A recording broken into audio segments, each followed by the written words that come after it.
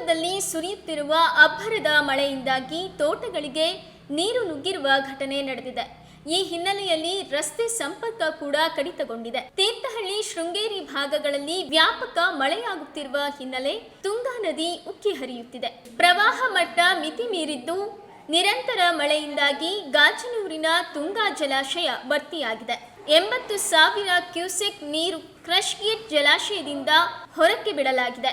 ಶಿವಮೊಗ್ಗದಲ್ಲಿ ನಿರಂತರ ಮಳೆಯಿಂದಾಗಿ ಕಡೇಕಲ್, ಕುಸ್ಕೂರು ಹಾಗೂ ಸಿದ್ದರಹಳ್ಳಿ ಭಾಗಗಳಿಗೆ ಸಂಪರ್ಕ ಸಂಪೂರ್ಣ ಕಡಿತಗೊಂಡಿದೆ. ಮನೆಗಳಿಗೆ ತೆರಳಲು ಗ್ರಾಮಸ್ಥರು ಪರದಾಡುವಂತಾಗಿದೆ.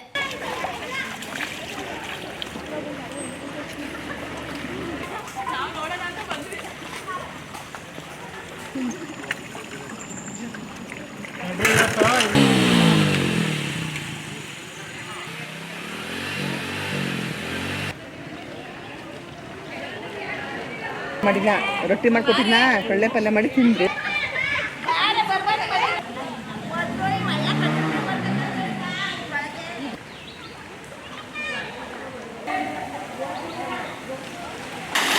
ಮುಳುಗ್ತಿದೆ ಗಾಡಿ ಗಾಡಿ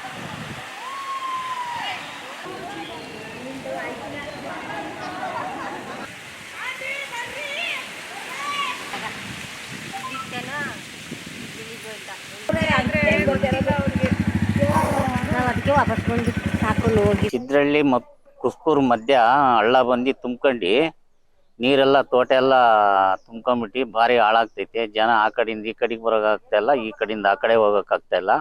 ಭಾಳ ಸಮಸ್ಯೆ ಆಗ್ಬಿಟ್ಟೈತೆ.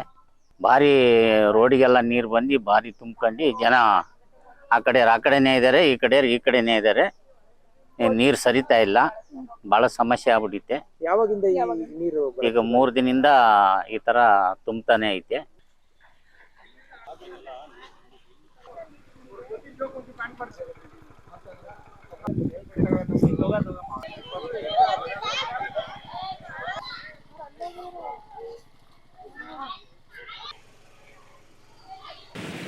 ಹೌದಾ, ಸರಿ.